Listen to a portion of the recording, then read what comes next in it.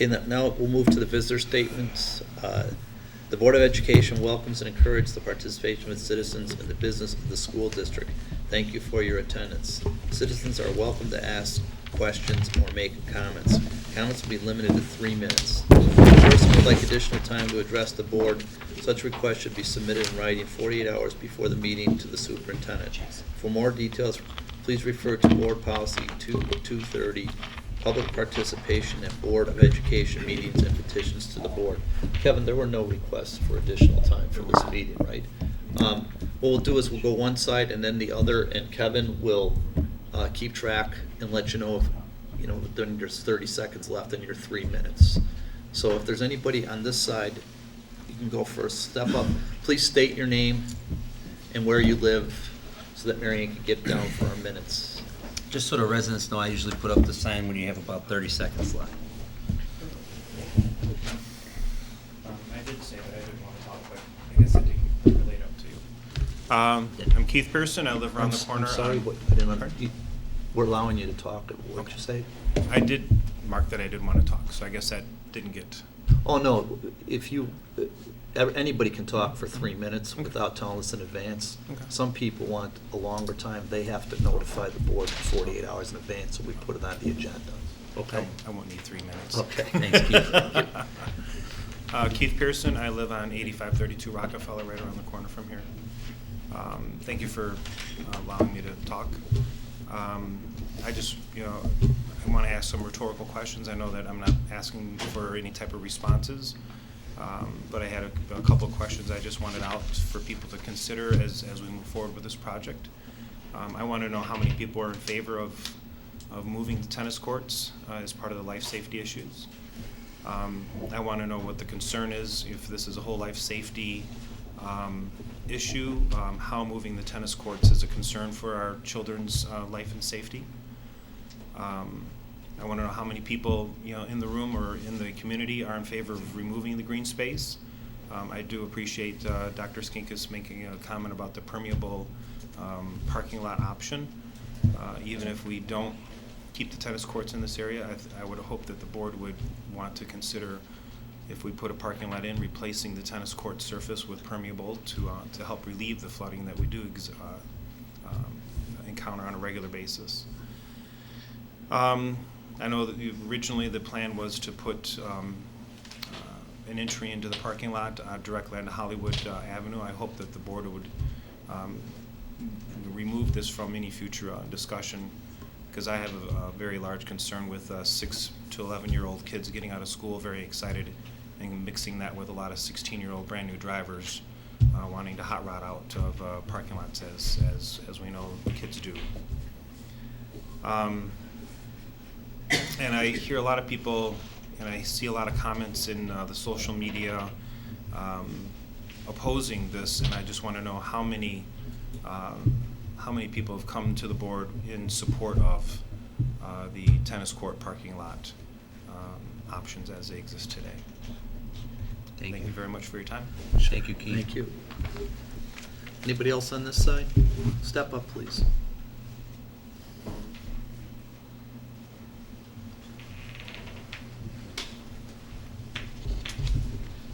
Hello, I'm Greg Fleischman. I live at 8613 Rockefeller. And I was wondering if I could get some pictures up on the screen real fast. Probably not, Greg. Probably not.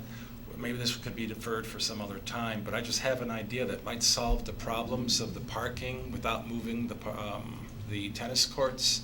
I didn't see anything up there concerning this idea, but it basically is about moving that fence between Rockefeller and the south parking lot. And my idea was that moving that north somewhat and putting in gates at the end of Rockefeller, and I've got the pictures, would make it clear, but like I said, maybe I should make this some other time. If you want, you can just send me the letter he referred to, and then this way the next board meeting during citizen comments, you can go first, you'll get an extended time, and you can send me the pictures and I can put them up while you talk. Wonderful. Okay, thank you. Okay.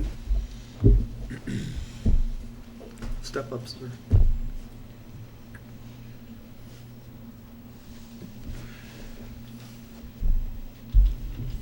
My name is Jolly Brown. Jolly Brown, and I live in Arden, 3328 Arden. And I never understood why we took up that beautiful grass football field. And they said it was going to save us money by putting this artificial turf down. And now we're talking of spending $500,000 7 years later to put another turf down. I don't understand whoever talked someone into doing that, because grass is better for the athletes than to play one. And I just never, because I'm not an expert on any of this stuff, but when you took away that football field, I didn't even know about the drainage, but there went some green. Now this thing gets water and it floats up and ruins it. What's the next one going to do? Because we're going to have more rain like this, I guess. So, and I guess these experts are going to tell us they got to fix it this time. But we always know that the next time we never expected this kind of rain. We never counted these storms, but we have them all the time. So what you least expect is what you're going to get.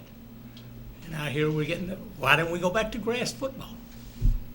Plant a turf. We had a beautiful turf, but the upkeep of the turf was so expensive that we were going to save all this money by putting that artificial turf in. That's what I was told. I don't know if that's true, but that's what I was told. So that's my only comment. Thank you.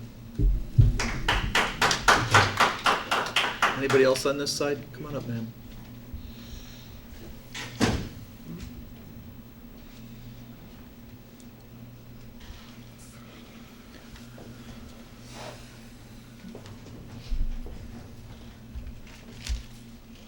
My name is Martha Carlson. I live at 8513 Rockefeller. I've attended a lot of Board of Ed meetings over the years that I've had kids at RB, and probably some before they came here.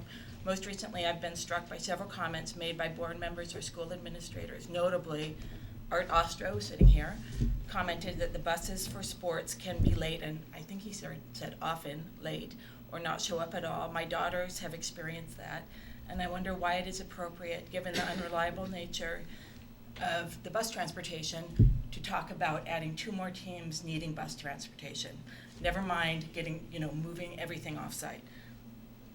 Number 2, the rental fees and usage fees for outside users have also been discussed at board meetings, and they do not appear to make a profit for the school. In fact, I think you guys talked about trying to break even from them.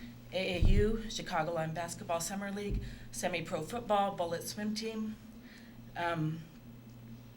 Given that, I question the use of our question the appropriateness of using our tax dollars, and the $8.9 million the school recently received is tied to the building work that was made possible by our support of the school and a referendum. Now this board and this administration want to use that money not solely toward the $12.5 million mandated in life safety work, but to allow out-of-district visitors to attend RB for events that make no money for the school.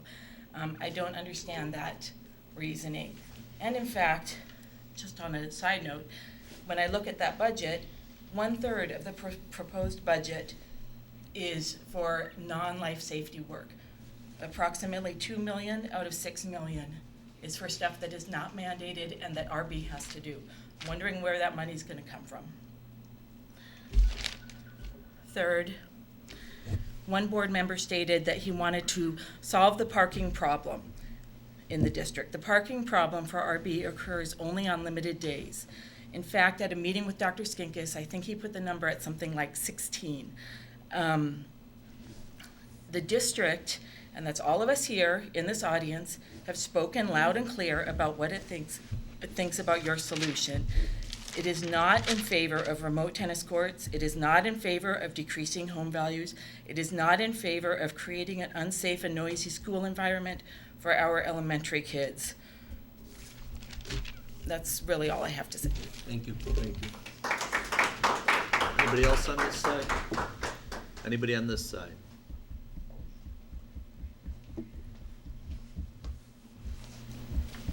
Hi, my name is Morgan Krauss, and I'm on the tennis team.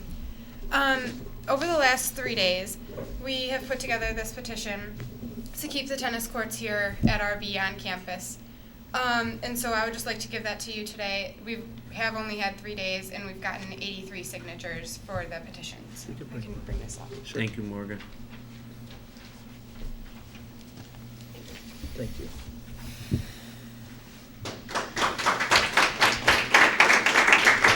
Anybody else on this side?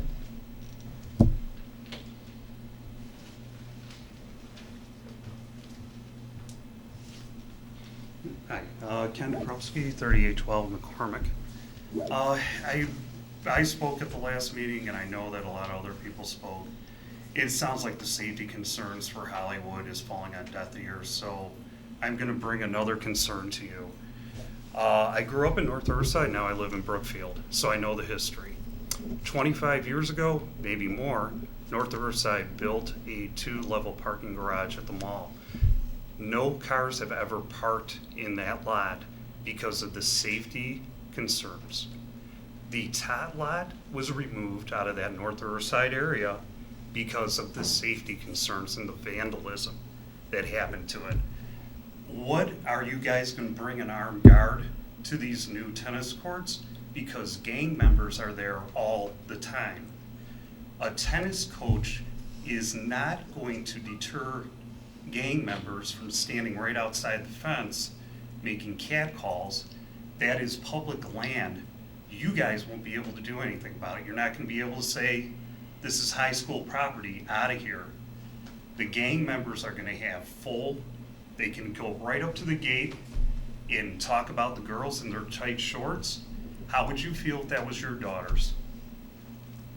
The basketball nets were vandalized, ripped down in that area. Do you guys not know that that's a gang area? How many people shop at North Riverside Mall? How many go out to Oak Brook and Lombard because of the safety concerns at North Riverside Mall? Okay, you want to put this tennis court right in gang territory. And you guys haven't even addressed, I can see it in your faces, you haven't even addressed the security issues. You're gonna, North Riverside Police have given up on that area. That's why it's so, you can get that land. That tot lot, completely vandalized. Those basketball nets, gangs. I really ask, what is your thinking here? I can't see where you guys are coming up. Safety for the students should be #1 priority, and it isn't. You guys are worried about, oh, we want to bring athletics and bring in these tournaments. Who cares? You should be caring about safety. All right, that's what I wanted to say. Thank you for your time. Thank you. Anybody else on this side? Okay, we'll close off our visitors' statements. We appreciate everybody attending the meeting. Contrary to some of the comments we have here, I think my fellow board members are concerned about safety, traffic, and all the things that people who are opposed to some of these ideas they hear are. And I'd like to remind everybody, just like we're looking at both sides of golf, we also have a duty to make sure what's best for the whole district. And we're weighing that and when we make our decisions.